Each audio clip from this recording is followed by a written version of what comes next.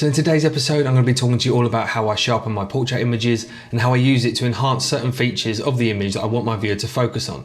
I'm going to be taking an image that looks like this and turning it into an image that looks like this. So if that sounds like something that interests you, then stick around.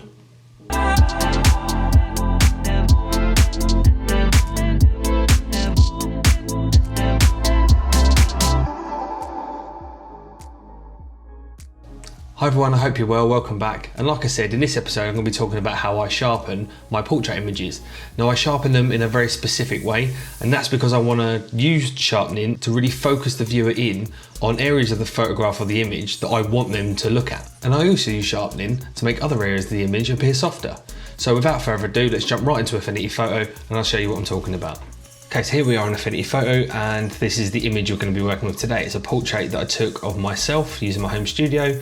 This one was just for fun. I was just sort of having a mess around, seeing what kind of looks I could create. It's something I do from time to time just to keep my work interesting. I try and develop new skills and try out different things to see how they're going to look. So this is what we ended up with. Here's my workflow so far. So if I take all the adjustments off, you can see this is the file I brought in from the raw persona. I then did my base adjustments. As you've seen in a few of my videos before, there's a set of adjustments I'll do to get the image ready for sort of colouring and adding the contrast in. Also did some feature enhancements. So if I click that on and off and on, you can see what I've done is gone in and I've individually affected my hair and my eyes specifically. You can see there I've got two different groups of adjustments I've done there. If going in and making specific adjustments to various parts of your image is something you're interested in, then let me know in the comment section below and I can go away and make a film about that for you if there's enough interest. I then went to my colour adjustments. Again, we made a big change there, as you can see. So the before and the after. And as you can see, I did my 5-step color program. So that's RGB curves, the gradient map, my color balance adjustment, HSL adjustment, and my selective color adjustment. I've got a video on how I use my selective color adjustment, and I'll link it on the card up here. So if you've got time, go and check that out. It's a really useful video, especially if you're not using selective color yet. You really should be, to make your images start popping. And then finally, I've got my contrast adjustments. So I went in and specifically altered the contrast of the image. And as you can see here, I've got a black and white adjustment layer. I've got my curves adjustment layer, which is on a luminosity blend mode, and a levels adjustment. And so that to me is the image nearly at completion. I've doctored the image, I've manipulated it, I've changed what I wanted to change for my base adjustments, I've done my color grading, I've done my color adjustments to bring out the colors that I want to see, and I've then dialed in my contrast so it's got the right levels for the look of that image. So now what I want to do is use sharpening to highlight certain features of the image and to soften other aspects of the image, to really dial the viewer's eye into what I want them to be looking at. Now, predominantly with portrait photography, what you want the viewer to be looking at is the face, the eyes and the features on the face, because it's a portrait image. That's what it is. It's a portrait of someone or something. So let's jump back in, and what I'm going to do is I do all of my sharpening on live adjustment layers. Okay, so what I'm going to do is I'm going to come down to my live filters. As you can see here, I'm going to come all the way up to high pass, and I'm going to hit high pass. And as you can see, it's turned the screen grey, okay, but don't worry about that. So what we're going to do now is dial up the radius until we start seeing elements of the image revealing themselves. So as we come down here to the radius and we start bringing this up, you're going to see the image start to reveal itself. There you go, you can see me there. Now what you need to be aware of at this stage is something called haloing. Okay, so if I take this to the very extreme, if I take this all the way to 100 pixels, you can see the colours starting to come through, and there's sort of a weird halo around me, and we want to avoid that. So when you add sharpening, you're adding contrast, you're adding very fine layers of contrast in between the pixels, and that's what makes the image appear sharper. If you overdo it, if you over crunch the image, you'll get this halo in, this sort of weird banding haloing effect, and it's not a good look, and it's something we want to avoid. So when we dial this all the way back off, and you can see it's 0, we can't see any of the details. So what it can help to do is if we zoom in on the area where my face is going to be, and then we slowly increase the pixel ratio or the radius.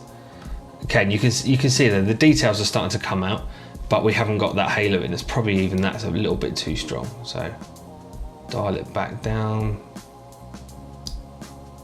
about there, 3.2, about 3. Okay, and each image will be different. Each image will start haloing at a different radius depending on how close you are, what work and manipulation you've done on the image so far. So this really is a sort of play around and figure out what looks best. but avoid that haloing at all costs because it's not something you want in your image. Okay, once you're happy with the radius of your high pass filter, what you can do is cancel the control box off. We don't need that anymore. What we're then going to do is come up to our blend mode, and I'm going to change this to overlay. Okay, and as you can see, that's dropped a level of sharpness. That radius of sharpness we've just sorted out, it's laid it across the entire image.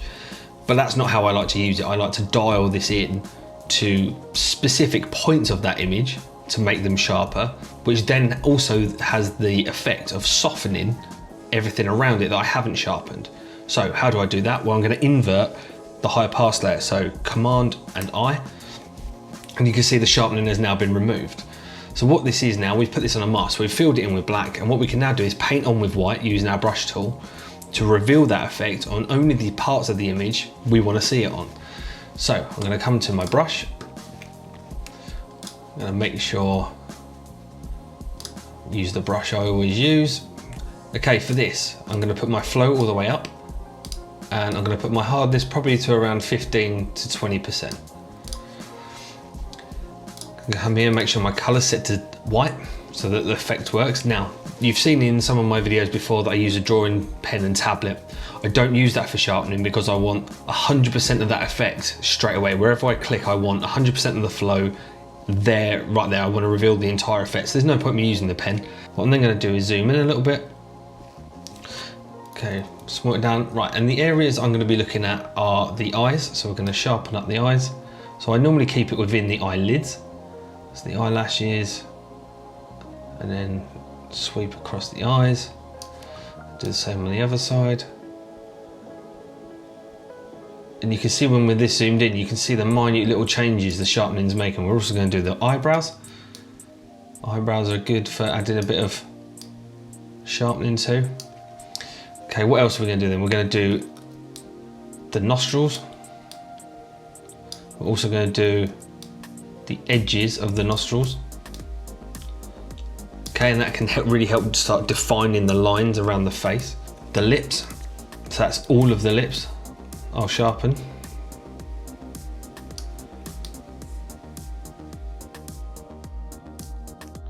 And then what we're going to do is we're going to do the hair.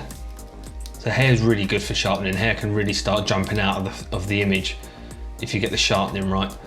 Now a little tip for you here, if you are going to sharpen the hair, sometimes it helps to put the hair on a separate high pass layer. Okay, it's working okay for this image here, but sometimes the hair will halo quicker than the other features. So what you can do is do the hair on a separate layer, and that way you can dial the sharpness in exactly right for the hair rather than have it halo in because you've left it on the same sharpness level as the rest of the face. And you can see as I'm doing this, it's making the brighter areas of the image a bit brighter. It's making the darker bits a bit darker because we're adding a layer of contrast as well. It's a very minute layer of contrast, but we are adding contrast nonetheless. Okay, and that is pretty much all I'm going to do.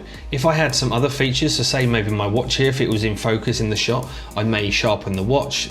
If your image is of a female, then you can do things like earrings, jewelry, necklaces. They're good things to sharpen. Anything you want to draw the viewer's eyes to. So let's take this layer on and off. So this is it on, this is it off, and on, and off. And you can see it's made a subtle change there, but we are sharpening. Let me zoom in to show you a bit better. So this is it off, this is it on, this is it off, and this is it on. You can see it brightens up my eyes a little bit. You can see a bit more detail in the eyes. My beard as well, that's it off. That's it on. You can see a bit more definition in my beard and my hair. And that's how I would use sharpening. That's as simple as I can make it. The other advantage of using sharpening this way is you can then take the opacity slider and you can then dial in how much or how little of that effect you see. Now obviously it's a live adjustment filter, so if your computer is a bit slow, it's probably going to skip a little bit. Just bear that in mind when you're making these adjustments. If you go making big changes and big swings around, you know, your computer may struggle keeping up. Especially if you're on the iPad as well. The iPads can sometimes struggle with Affinity Photo when it's doing this, but just take your time with it and let Affinity Photo catch up and do its thing, and your portrait images will start looking great. And this is always one of the last things I do, mainly because not every image needs sharpening and not every image needs sharpening in the same way. And so that's exactly how I use sharpening in my portraits, to really highlight those features and soften off the rest of the features in the image to make you focus in exactly where I want you to be looking. I really hope you enjoyed the video and it's something that you found interesting and useful, and maybe it's something you can take away and use in your own workflow. If it is something you've used and you found useful, then please let me know in the comment section below, or tag me in your work on Instagram so I can take a look at it. I'd be really interested to see how you're using this in your images once you've seen my tutorial. Thanks again for watching, and I'll see you on the next episode. Take care.